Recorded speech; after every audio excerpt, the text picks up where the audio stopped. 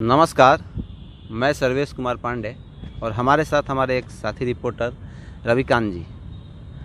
आज बिहार में जो युवाओं के लिए सवाल है, परीक्षा का जो सवाल है, इस पर आज हम दोनों आपस में बात करेंगे। रविकांत जी, ये शिक्षा की जो एक बिहार में बीएसएससी का जो मामला है, ये 2000 लगभग 8 सालों से अटका पड़ा है। आप तो इस पर लगातार रिपोर्टिंग करते आए हैं। क्या लग रहा है, इस क्या हो रहा है इस पे?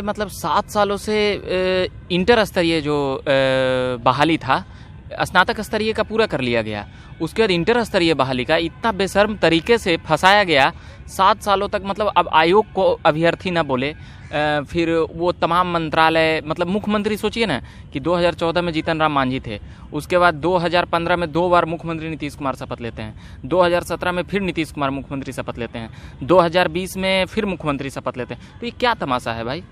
4-5 बार मुख्यमंत्री बदल गया, मगर एक बहाली इन लोगों से नहीं पूरा हो रहा है। तो बार बार ये बातें कहना होगा कि आयोग के जो अध्यक्ष हैं, आयोग को जो चलाने वाले लोग हैं, वो तमाम लोग वेतन किस बात का उठा रहे हैं सर्वेश जी? ये बड़ा ही गंभीर मसला है। कोई भी अभ्यर्थी फॉर्म भरता है, बड़ा आस में फॉर्म भरता है, और 13-13 हज़ार बहाली आप एसएससी के थ्रू बिहार कर्मचारी चयन आयोग में आप यहाँ पर देरी करते रहेंगे, और आप किस हक से बैठे रहेंगे? ठीक है कि लोकतांत्रिक व्यवस्था के तहत उनको नौकरी मिल गई है, सारे सिस्टम में वो आ चुके हैं, तो ये इस तरह से मनमानी नहीं कर सकते हैं। अगर मंत्रालय काम नहीं कर रहे तो मंत्रालय पे दबाव बनाए, उन अधिकारियों का ये राइट बनता है। और जो बातें हैं तो फिर वरना वो सभी लोग अभ्यर्थियों के लिए वहाँ पर हैं। जब अभ्यर्थियों का मुद्दा नहीं वो लोग सोल्व कर सकते हैं तो क्यों हैं? ये साधारण सोचने वाली बात है। और सरकार तो बेशर्म हो गई है। 8-8 साल बहाली जब लटकाया जाएगा तो अभ्यर्थी ने 1-2 बार किया तो कभी पीटी का एग्ज़ाम ले रहे हैं, कभी पीटी का एग्ज़ाम रद्द कर दे रहे हैं, कभी क्वेश्चन पेपर आउट हो जा रहा है, कभी रिजल्ट में गड़बड़ी हो जा रहा है, कभी कट ऑफ। इस तरह से एकदम बाहियात तरीके से ये लोग व्यवस्था बना चुके हैं कि अब अभ्यर्थी एकदम तंग पे तंग आ चुका है। अच्छा, इससे जो छात्रों को हानि हो रही है, इसकी भरपाई कौन करेगा? और छात्रों के समय की हानि, पैसे की हानि। बिल्कुल, छात्र मिलते हैं तो लगातार फ़ोन मैसेजेस के जरिए बताते रहते हैं। हम लोग भी उस वक्त ग्रेजुएशन कर रहे होंगे 2014 के वक्त, 2014 के वक्त। तो उस समय से अभी तक देखिए 7 साल और ये 8वां साल जा रहा है भाई साहब। तो अब क्या करे छात्र, क्या करे? यहाँ रूम रेंट लेकर रहता है, कितना मेहनत से। जानते हैं कि अब अपना देश कृषि प्रधान है और बिहार तो ऐसे भी खेती बाड़ी पर निर्भर है, रोजगार की कोई ऐसी व्यवस्था है नहीं, इंडस्ट्रियलाइजेशन इतना ज़्यादा नहीं है। तो अब क्या कहा जाए? अभ्यर्थी बेचारा किसी भी तरह से किस तरीके से रूम में रहते हैं, और किस तरह से वो लोग तमाम अभ्यर्थी जो हैं कि सारे चीज़ों को बर्दाश्त करते हुए भी वो तैयारी करते हैं। और आप 8 साल लगा दीजिएगा, आपको 1-2 लाख वेतन मिल रहा है, तो अभ्यर्थी बहुत परेशान है, बहुत चिंतित रहते हैं। डिप्रेशन में भी आकर भी बिहार के अभ्यर्थी अलग अलग एग्जामिनेशन की तैयारी करते रहते हैं। केवल यही एग्जामिनेशन नहीं, और भी बहुत सारे एग्जामिनेशन हैं जो लटके हुए हैं। लाखों अभ्यर्थी बहुत परेशान हैं। अच्छा, अभ्यर्थियों पर भी एक सरकारी दबाव बनाया गया था कि आप प्रदर्शन नहीं कर सकते हैं। अब से जब विद्यार्थी का कुछ आ ही नहीं है तो प्रदर्शन ही करेगा, तो ये इसको आप क्या मानना है, कैसे देखते हैं? अब जैसे कि विद्यार्थियों को कहा गया कि आप बिना परमिशन प्रदर्शन नहीं कर सकते हैं, फिर गर्दनी बाग में दे दिया गया।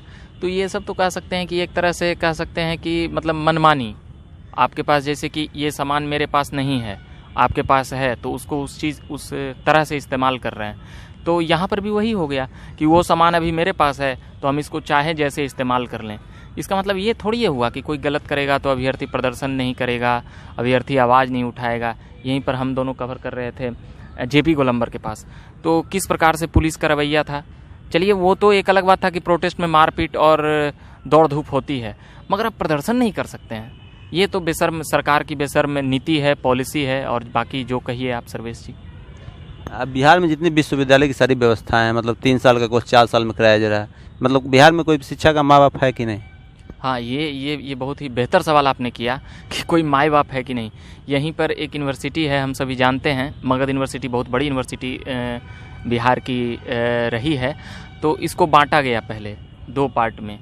एक मगध कर दिया गया जो गया, जहानाबाद और भी ज़िलों में रहेंगे, अरवल के एरिया में, औरंगाबाद ये सब में। इसके बाद पटना और नालंदा को पाटलिपुत्रा यूनिवर्सिटी करके बांट दिया गया। तो कहाँ आपका सेशन कहाँ हो रहा है जनाब? आपका सेशन कहाँ हो रहा है?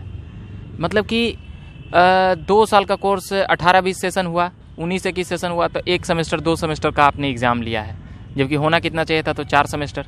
तो जब सेमेस्टर का वाइज आप पूरा नहीं कर सकते तो ईयर वाइज ले लो ना। क्यों अभ्यर्थी छात्रों को 2 साल का कोर्स 3 साल और 4 साल में करा रहे हो? आप तो 2-2 3-3 साल बर्बाद कर रहे हो ना छात्रों का। फिर जेपी विश्वविद्यालय का भी वही हाल था, मगर वहाँ सुधरा है।